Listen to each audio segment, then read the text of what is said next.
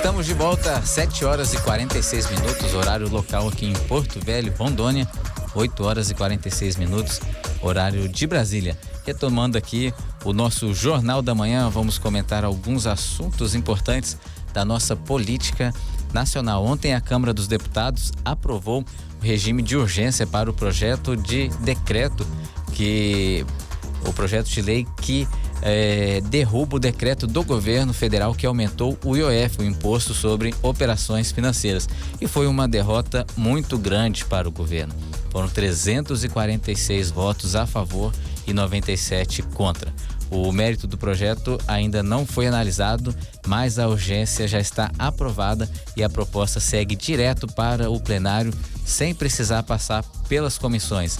Esse resultado da aprovação da urgência já mostra como será a votação do projeto. 346 parlamentares a favor da urgência e apenas 97 contrários. Os únicos partidos que orientaram contra a votação foram exatamente os partidos da esquerda, PSB e a federação formada pelo PT, PCdoB e PV.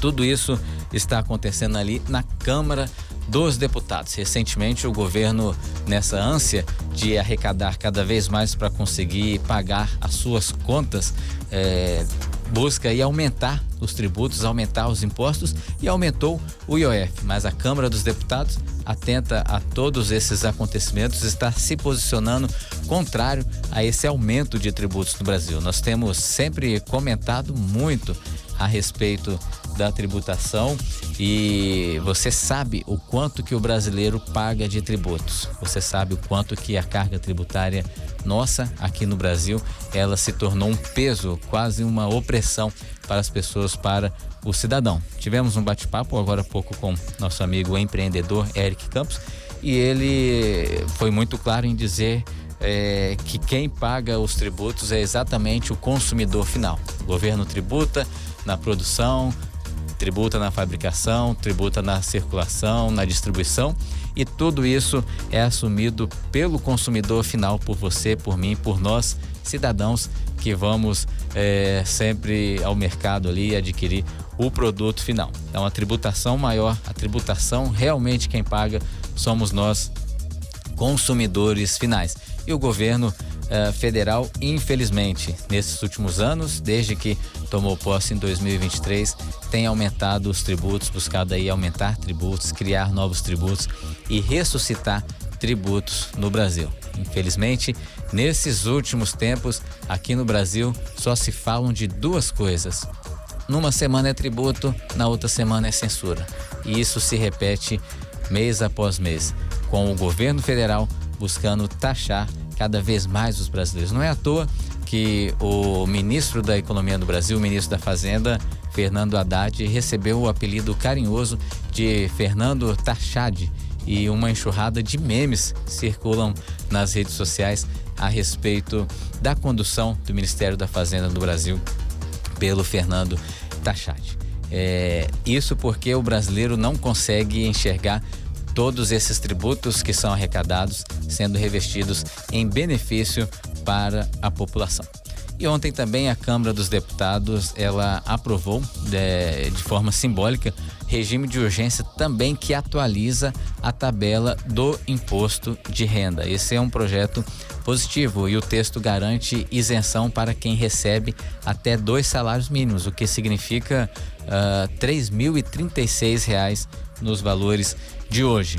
Então, sendo aprovado ali na Câmara, sendo aprovado no Senado e sancionado pelo presidente da República, as pessoas que recebem até R$ 3.036 serão isentos do imposto de renda a partir do próximo ano. É uma medida positiva porque diminui ali a tributação das pessoas que recebem menos, né? Que recebem até 2 salários mínimos. E é isso que o Brasil precisa começar a fazer, precisa buscar formas de diminuir toda essa tributação na vida do brasileiro, que é tributado em tudo. É tributado no consumo, nas coisas que compram, é tributado também no patrimônio, nos bens que adquirem e, para finalizar, ainda é tributado na sua renda uma vez por ano, ainda precisa pagar o imposto de renda, como se já não bastasse toda a tributação que é pago em todo e a todo o momento. Essas são as notícias ali do Congresso Nacional e da Câmara dos Deputados. Vamos falar agora um pouco também sobre esse julgamento que está acontecendo do ex-presidente Jair Bolsonaro, que ainda está sendo acusado de uma tentativa de golpe de Estado. Nós estivemos acompanhando audiências que aconteceram no Supremo Tribunal Federal nas semanas anteriores a respeito do tema, e a defesa do presidente Bolsonaro entrou com um pedido ali no Supremo Tribunal Federal para poder anular a delação premiada de Mauro Cid, que é o ex-ajudante de ordens do presidente Bolsonaro, né? Os advogados, eles pedem também mais prazos para diligências complementares, aguardando ali informações da empresa Meta sobre um perfil do Instagram que teria sido usado por Cid para comentar a delação com aliados de Bolsonaro, né? E segundo a revista Veja, Cid teria violado ordens do ministro Alexandre de Moraes e que proíbe o uso das redes sociais nesse período de restrição. Então, esse julgamento do presidente Bolsonaro, ele está sendo acompanhado por todo o Brasil. A acusação tenta colocar ali uma acusação de golpe de Estado, de tentativa de golpe de Estado atribuído ao ex-presidente Jair Bolsonaro em razão daqueles atos acontecidos no 8 de janeiro e o Brasil todo acompanhou aqueles atos de vandalismo. É preciso dizer que realmente ocorreram ali atos de vandalismo e destruição de patrimônio público, mas ficou bem longe de ser um golpe de Estado ou uma tentativa de golpe de Estado. Na sua maioria, ali eram mulheres, eram senhoras, eram senhores, não havia armas, não havia poder bélico, não havia apoio de polícia ou de forças armadas, então é algo impossível de acontecer. Não dá para dizer que houve uma tentativa de golpe de Estado, e essa narrativa ela já cansou e já caiu por terra, porque as pessoas têm visto isso se arrastando no tempo e sabendo que ali não aconteceu nada de golpe. Por incrível que pareça, as pessoas estão sendo condenadas a mais de 14 anos de prisão, 15 anos, 16 anos de prisão por aqueles atos de vandalismo, algo totalmente desproporcional dentro da nossa justiça.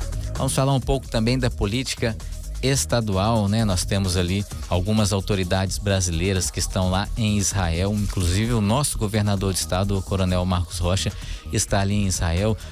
12 autoridades brasileiras já deixaram Israel rumo à Jordânia após o agravamento do conflito no Oriente Médio, entre eles nenhum representante de Rondônia. O governador Marcos Rocha viajou a convite para um evento sobre segurança pública ali em Israel. Ele optou por continuar no país. Segundo ele, a programação original foi interrompida, mas ele permanece com outras agendas institucionais. E isso é a notícia sobre o Oriente Médio, né? A crise ali continua se agravando. Quando a gente fala de agricultura, precisamos falar aqui de Rondônia, exatamente Rondônia, esse estado forte na agricultura, e Rondônia manteve o segundo lugar na região norte no ranking do valor bruto de produção agropecuária, ficando atrás somente do estado do Pará. Nosso estado de Rondônia movimentou aí mais de 32 bilhões de reais, um crescimento de 23% em relação ao ano passado, segundo dados do Ministério da Agricultura, Pecuária e Abastecimento. A agricultura do estado de Rondônia tem se fortalecido cada vez mais. Os agricultores têm acreditado no nosso estado de Rondônia e têm trabalhado para poder aumentar a sua produtividade. Foi um ano muito bom para quem produz soja, para quem produz milho, arroz, porque a produção realmente foi recorde nesse ano. Vamos falar um pouco aqui sobre a CNH Social. O programa CNH Social aqui do estado de Rondônia bateu recordes de acesso no site do Detran. Foram mais de 14 mil visitas por segundo no momento da abertura das inscrições. A iniciativa oferece a primeira habilitação gratuita para pessoas de baixa renda. O projeto é de autoria do deputado estadual Ezequiel Neiva e vem sendo aplicado e executado pelo governo do estado de Rondônia. As inscrições vão até o dia 30 de junho e devem ser feitas exclusivamente no site do Detran aqui de Rondônia. Esse é um projeto muito bom que irá ajudar pessoas de baixa renda a fazer a sua primeira habilitação, né? Quero aqui parabenizar o deputado Ezequiel Neiva, que foi o autor do projeto de lei, e também com esse apoio do governo do estado, né? Que é quem executa as leis. O Detran do estado de Rondônia está aí efetivando, tornando a lei realidade, e quando acontece isso, o beneficiado é exatamente o cidadão e todos ganham com isso, né? Falando um pouco sobre educação, o Tribunal de Justiça de Rondônia decidiu que é constitucional a lei do município de Porto Velho, que substitui os sinais sonoros tradicionais por músicas adequadas nas escolas. E essa medida busca proteger os estudantes com transtorno do espectro autista, que podem sofrer com barulhos intensos. A norma deve ser cumprida por todas as escolas públicas e privadas da capital. Uma norma importante que irá auxiliar aí nessa questão das crianças autistas que acabam sofrendo muito com barulhos intensos. Bom, estas eram as notícias de hoje aqui que nós comentamos no Jornal da Manhã. Foi muito bom a nossa conversa, nosso bate-papo com o Eric Campos. Você ficou bem informado desse universo do empreendedorismo, e agora levamos para você informações sobre a política nacional, a política aqui do estado de Rondônia e também da nossa capital, Porto Velho. São 7h58, horário de Porto Velho, Rondônia, sendo que em Brasília é 8h58, e você está muito bem sintonizado aqui na Jovem Pan News Porto Velho 91,5 FM. Você que quer conhecer mais desse nosso trabalho, das notícias, pode nos adicionar nas redes sociais. É bem fácil encontrar o nosso Instagram. Procure o Iveslando Neiva, que você vai receber mais conteúdos como esse e vai acompanhar também esses blocos do Jornal da Manhã aqui na Jovem Pan News. Mais uma vez, obrigado pela sua audiência. Quero agradecer as pessoas que estão sintonizadas aí. Um abraço para o Robervan, sempre sintonizado. José Diogo também está aí na escuta. Rafael Reis, um abraço, Rafael Reis, obrigado pela sua audiência. Lembrando que o programa Jornal da Manhã é transmitido aqui na Rádio FM 91,5 e também no YouTube e nas redes sociais da Jovem Pan News Porto Velho. Se você ainda não tem as redes sociais da Jovem Pan, adicione para você ficar por dentro de todas as novidades. Um abraço e até amanhã.